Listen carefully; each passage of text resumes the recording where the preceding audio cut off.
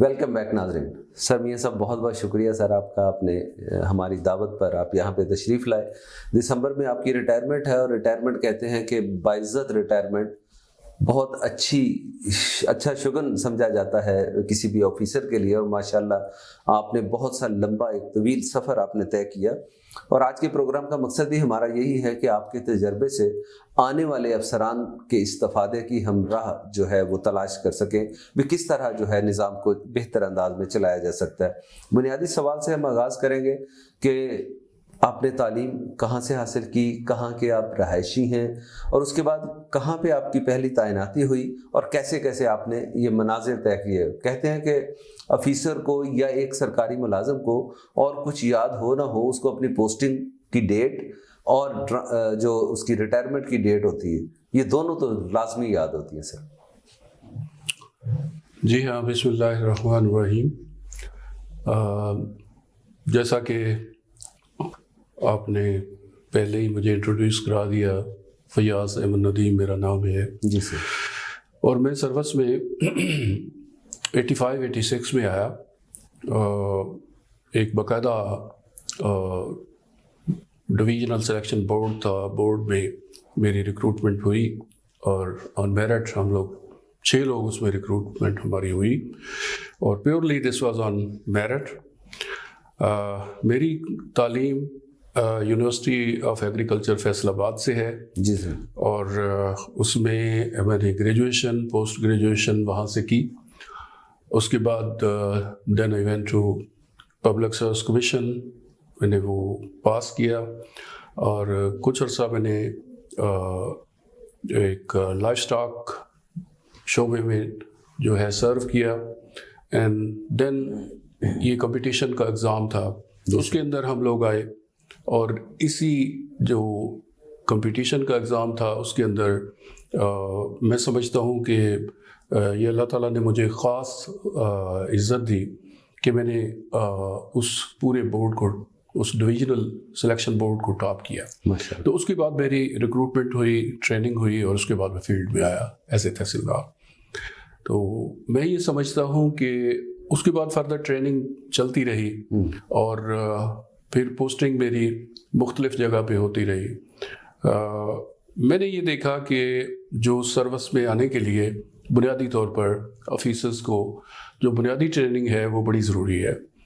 بنیادی ٹریننگ میں خاص دلچسپی لے کے جو آفیسر آتے ہیں وہ کمپیٹنٹ بھی ہوتے ہیں، اور اس کے علاوہ ان کو یہ سروس کا سارا آرٹ بھی بڑی اچھی طرح سے آتا ہے.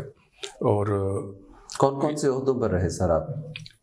میں اس کے بعد مختلف ضلعوں میں ایز اے تحصیلدار میں نے سرو کیا، اور اس کے ساتھ ساتھ بھی ریزیڈنٹ مجسٹریٹ بھی میں رہا کئی سب ڈویژنس میں. اور دین اے سی شپ پہ آ کے اسسٹنٹ کمشنر مظفر گڑھ، اسسٹنٹ کمشنر علی پور، جتوئی، اور بیلسی مجھے یاد رہے گا، بیلسی میں کافی عرصہ رہا. اور دین میں کچھ عرصہ جوڈیشری میں بھی گیا، بلکہ 6-7 سال میں نے جوڈیشری میں ایز اے جوڈیشل مجسٹریٹ گزارے. اور اس کے بعد میری فردر پوسٹنگ جو ہے وہ لگیا میں ہوئی as a additional deputy commissioner revenue. I served here 2 years, اور یہ ایک میں سمجھتا ہوں کہ بہت اہم پوسٹنگ تھی، اور اس کے اندر انتھک محنت کی، کام کیا. سابقہ تجربہ جو ہے افسران کا وہ یہاں پہ آ کے اس کو ہیلپ کرتا ہے. تو میں نہیں سمجھتا کہ بطور اے ڈی سی ریونیو اور اس کے ساتھ ساتھ میں ایڈیشنل ڈپٹی کمشنر جنرل اور فائنانس کا قلم نامہ وہ بھی چلایا. تو الحمدللہ میں نے یہ تینوں پوسٹوں پہ سابقہ ڈپٹی کمشنر ذیشان جاوید صاحب کے ساتھ 1 سال کام کیا، اور اس کے بعد وہ ٹرانسفر ہوئے. تو اسٹل 2 سال اے ڈی سی ریونیو رہنے کے بعد جی سر پھر مجھے اے ڈی سی جنرل کے عہدے پر بھیجا گیا. تو الحمدللہ I am doing all the things. Sir کس عہدے پہ پوری سروس کے دوران ہم کہیں کہ آپ نے سمجھا ہو کہ یس یہ اصل یہ ہے گورننس اور یہ کمانڈ ہے، اس عہدے پہ میں بہتر انداز میں کام کر سکا؟ ہم اس کو دوسرے الفاظ میں کہیں کہ اگر آپ کو دوبارہ ایک بار موقع دیا جائے تو آپ کی چوائس کیا ہوگی؟ میں سمجھتا ہوں کہ ساری پوسٹیں ہی بہت اہم ہیں. بنیادی طور پر جو آفیسرز آتے ہیں ایڈمنسٹریشن کے اندر، تو میں ضروری سمجھتا ہوں کہ سب سے پہلے ان کے لیے بنیادی جو ان کی ٹریننگ ہے، اور ریونیو میں خاص کر، اور اس کے بعد جوڈیشل میں، اور دین سول کا بھی ان کو ہونا چاہیے. تو یہ بنیادی طور پر ان کی جو ٹریننگ ہے، ریونیو کے اندر تو ان کی بہت ہی زیادہ اچھی ٹریننگ ہونی چاہیے. اس کے علاوہ ایڈمنسٹریشن میں چونکہ آپ بھی جانتے ہیں کہ ایز اے تحصیلدار، اس کو جو بھی تحصیلدار کے عہدے پہ لوگ آتے ہیں ان کو انتظامی ڈیوٹیز بہت زیادہ پرفارم کرنی ہوتی ہیں. اس لیے وہ ذہنی طور پر تیار ہوں کہ جب وہ فیلڈ میں آئیں اتنے ایکٹیو اور ایفیشینٹلی کام کریں کہ میں سمجھتا ہوں کہ پھر کوئی کام ان کے آگے مشکل نہیں ہوتا. اچھا سر، مختلف شہروں میں آپ کو رہنے کا موقع ملا اور آپ نے وہاں پہ سرو بھی کیا، لوگوں سے بھی انٹریکشن رہتا ہے وہاں پہ، تو ہم تھوڑا سا یہ آئیڈیا لگانا چاہتے ہیں بھی کیا یہ بھی ہوتا ہے کہ کوئی آفیسر فلاں شہر میں زیادہ کمفرٹ فیل کرتا ہے، لوگوں سے میل جول میں اس کو آسانی رہتی ہے، تو کیا بود و باش پہ لوگوں کی آپ کی کوئی ریسرچ ہے یا کوئی مٹی کا واقعی تاثیر کا اثر ہوتا ہے علاقے کی مٹی کا، اس طرح کی کوئی آبزرویشن ہے آپ کی؟ جی ہاں، میں نے محسوس کیا کہ واقعی کچھ سب ڈویژنس اور کچھ ڈسٹرکٹس ایسے ہیں جہاں پہ آپ بہت اچھا پرفارم کرتے ہیں. پرفارمنس تو اوور آل آپ کو جہاں بھی بھیجا جائے تو انشاءاللہ جو بڑے ایکسپیرینسڈ لوگ ہیں وہ ہر جگہ ہی بہت اچھا پرفارم کرتے ہیں، لیکن کچھ جگہ پہ لوگ بڑے ایجوکیٹڈ ہوتے ہیں، وہاں کی پبلک جو ہے وہ ہائیلی ایجوکیٹڈ ہوتی ہے، تو وہاں پہ اتنے مسائل نہیں ہوتے. مجھے زیادہ مسائل محسوس ہوئے جب میں اسسٹنٹ کمشنر جتوئی تھا. جی سر. تو ظاہر ہے جتوئی آپ جانتے ہی ہیں کہ تھوڑا سا ایجوکیشن کے لحاظ سے کافی پیچھے ہے، اور وہاں پہ پبلک کا بھی ایک علیحدہ سے ایٹیچیوڈ ہے. تو وہاں ہمیں لا اینڈ آرڈر میں اور خاص کر ایڈمنسٹریشن میں اور دیگر معاملات میں کافی مسائل پیش آئے، لیکن الحمدللہ میری وہاں 2 دفعہ پوسٹنگ ہوئی اور دونوں دفعہ میں وہاں پہ ایڈمنسٹریٹر بھی رہا بلدیہ کا، اور اچھی پرفارمنس ہوئی وہاں پہ انشاءاللہ، بہت اچھی اللہ کے فضل سے. ہم نے تربیت کی، آپ نے بات کی کہ آفیسر کو کہیں پہ بھی تعینات کرنے سے پہلے یہ تربیت دینی چاہیے. ایک چیز ہم نے دیکھی کہ شاید کامن ہے سبھی بیوروکریٹس میں، جب گریڈ کی بات کریں اوپر والے گریڈز میں، کہ جو بھی آفیسر ہوتا ہے اس کو شاید، کیا یہ بھی تربیت کا حصہ ہے؟ ہم آپ سے جاننا چاہیں گے کہ اس کو یہ کہا جائے کہ آپ نے عوام سے، مخلوق سے فاصلہ رکھنا ہے، آپ نے اپنے روب دبدبے کو، اپنے تمتراک کو آپ نے برقرار رکھنا ہے. کوئی اس طرح کی بھی ہدایت پیچھے سے ہوتی؟ نہیں، نیور. آئی ڈونٹ تھنک کہ میری پوری سروس میں ایسی کوئی اکیڈمی یا ٹریننگ، چونکہ میں نے آغاز میں ہی 86-87 میں نے ریونیو اکیڈمی، لالا موسیٰ تھی اس وقت، وہاں میں نے جا کے جوائن کیا اور بالکل میری ٹریننگ وہاں سے تھی. اس کے بعد فیلڈ میں بھی ٹریننگ ہوئی، دین پھر لاہور ریونیو اکیڈمی میں، اور مینجمنٹ ہماری جو ہماری مینجمنٹ پرفارمنس جو ہے MPDD، جو پرٹیکولر ہماری PCS اکیڈمی ہے، وہاں پہ میں 2 دفعہ گیا. نیور ایسی کوئی چیز نہیں ہے کہ آفیسرز کو عوام سے یا پبلک سے دور یا علیحدہ رکھ کے کوئی بات یا کوئی ایسے پرفارمنس کے لیے کہا جائے. نہیں، بالکل ایسا نہیں ہے. یہ کنسیپٹ جو ہے وہ آئی تھنک یہ کنسیپٹ سابقہ پرانا ہو سکتا ہے، لیکن اس دور میں میں نہیں سمجھتا کہ نہ ایسے میں نے دیکھے اور نہ کبھی ایکسپیرینس کیا کہ کسی جگہ پہ بھی ہمارے ہائر اتھارٹیز یا ہمارے آفیسرز نے کوئی ایسا فرق رکھا ہو، یا ایسی کوئی کسی لیکچر میں یا اکیڈمی کی ٹریننگ کے دوران ایسا کوئی موضوع سامنے آیا. سر، ہم جاننا چاہیں گے کہ آپ کی طویل سروس ہے 36 سال کی، جی، کوئی ایسا واقعہ جو آپ کی یادوں میں آج بھی محفوظ ہو، سبق آموز بھی ہو افسران کے لیے بھی، لوگوں کے لیے بھی، کہ یس ہمیں اس کو کس طرح ڈیل کرنا ہے، یا اس طرح کا نہیں ہونا چاہیے تھا، اس طرح یا جس طرح آپ نے ڈیل کیا تو وہ بہتر انداز تھا؟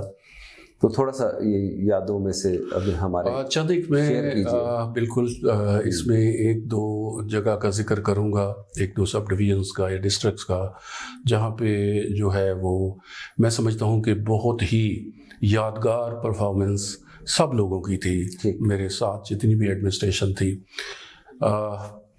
سب سے پہلے مجھے یاد ہے 2010 میں جب مظفر گڑھ फ्लड आया तो मैं भी वहाँ पे था as a C Muzaffargarh, as a secretary regional transport. तो मेरे साथ जो सारे एडमिनिस्ट्रेशन थी उसमें जनाब ताहिर खुर्शीद साहब भी थे, एज ए DCO थे। तो उस टीम ने जो परफॉर्म किया और दिन रात, वो मुझे आज तक याद है। और मुझे अब भी बड़ी हैरानगी होती है कि उस वक्त हमने और हमारी टीम ने इस कदर काम किया कि हमें ये एहसास ही नहीं होता था कि हम सुबह से उठे हैं शाम तक, और शाम के बाद फिर रात के 1 बजे तक 2 शिफ्टों में काम कर रहे होते थे।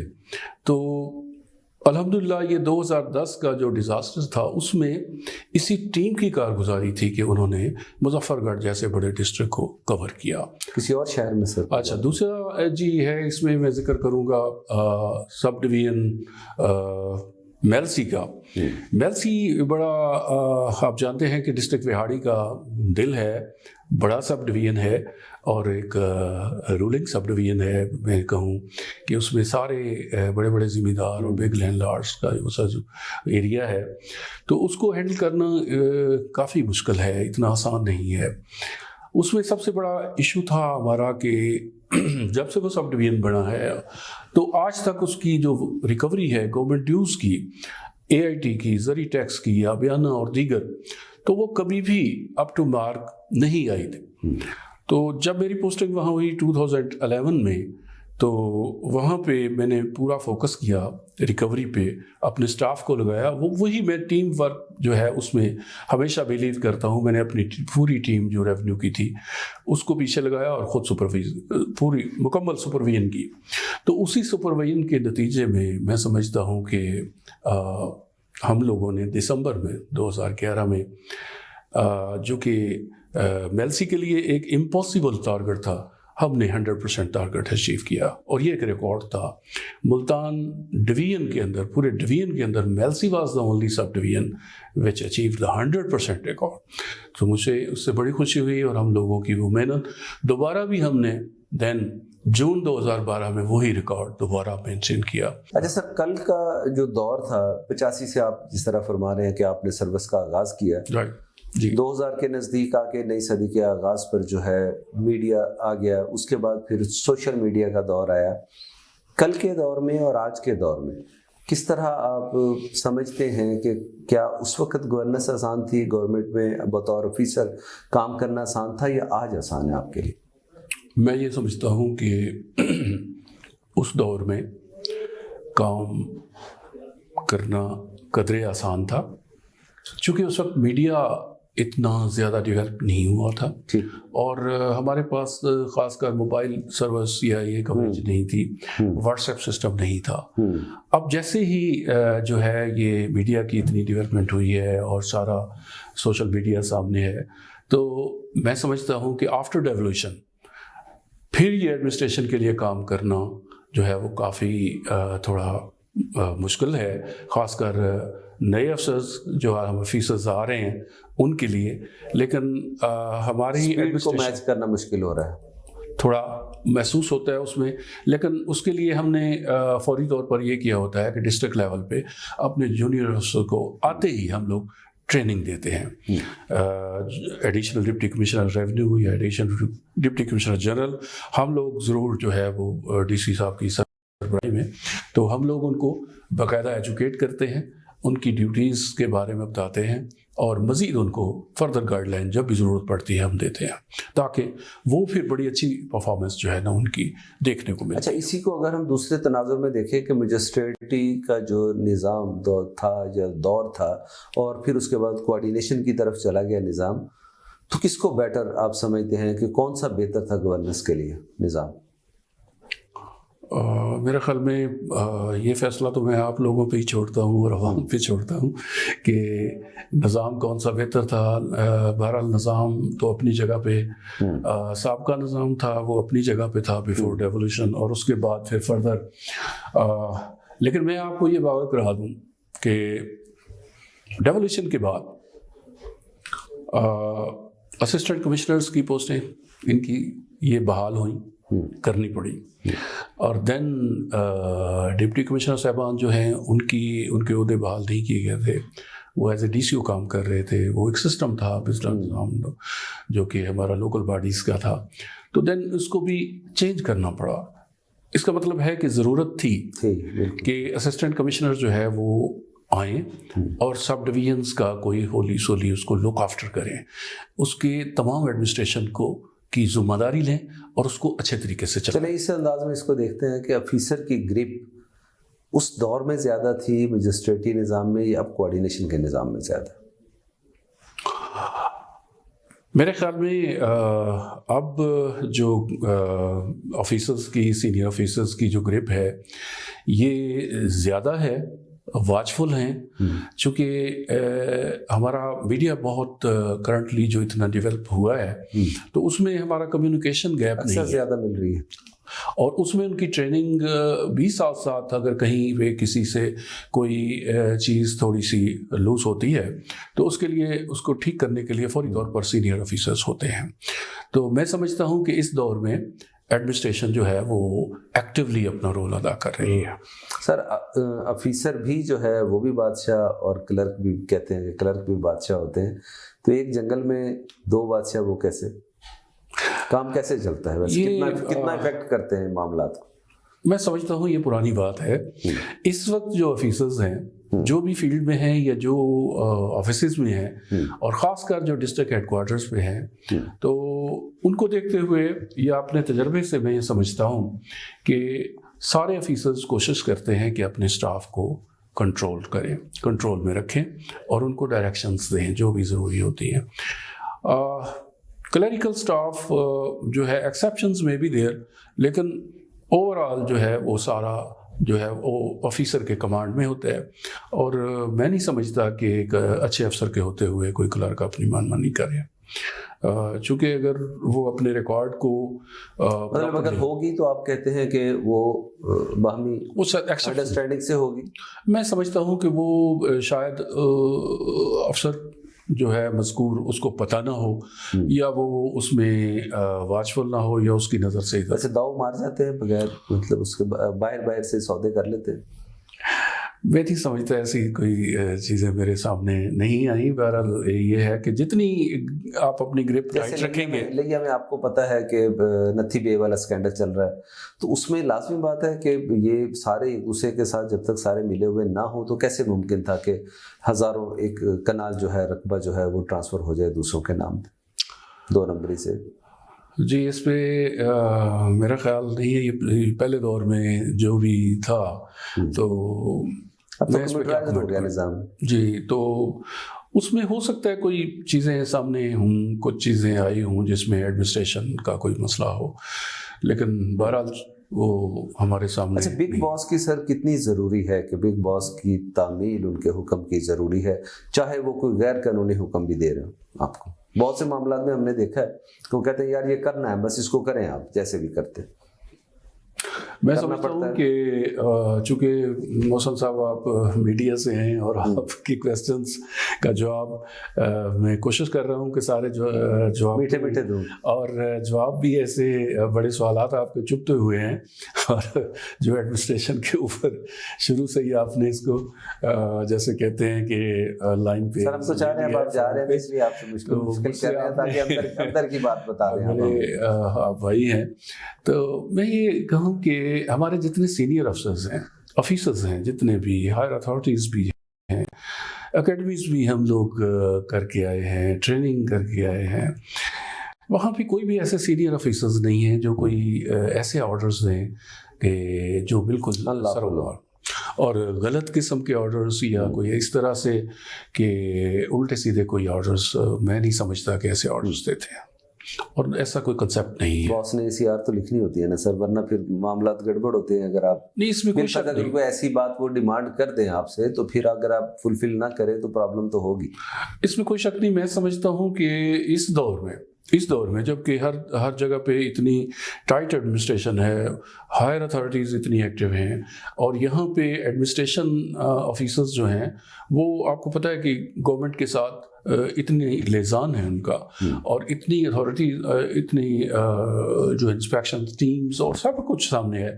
اس سے ہٹ کے ایک جو ایڈمنسٹریٹو آفیسر ہے، انتظامی افسر ہے، ایک ایگزیکٹو آفیسر ہے، وہ پہلے نمبر پہ ایگزیکٹو آفیسر ہوتا ہے اور اس کے اندر وہ ابیلٹیز ہوتی ہیں، اس لیے وہ کسی ڈر خوف سے نہیں کرتا، وہ اپنے سینئرز کی گائیڈ لائن سے کرتا ہے.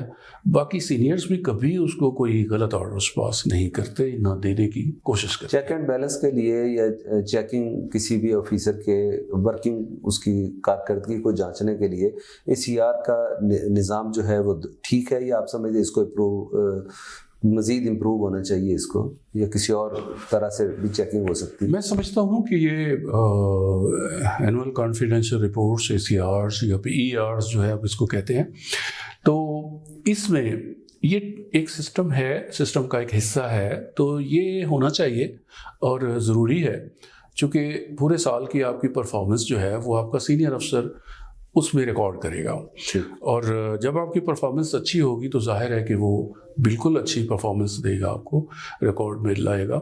مطلب یہ نظام آپ کہتے ہیں ٹھیک ہے؟ آئی تھنک بالکل ٹھیک ہے. بالکل ٹھیک سر. ناظرین یہاں پہ ایک چھوٹا سا وقت ہمارے ساتھ رہیے گا.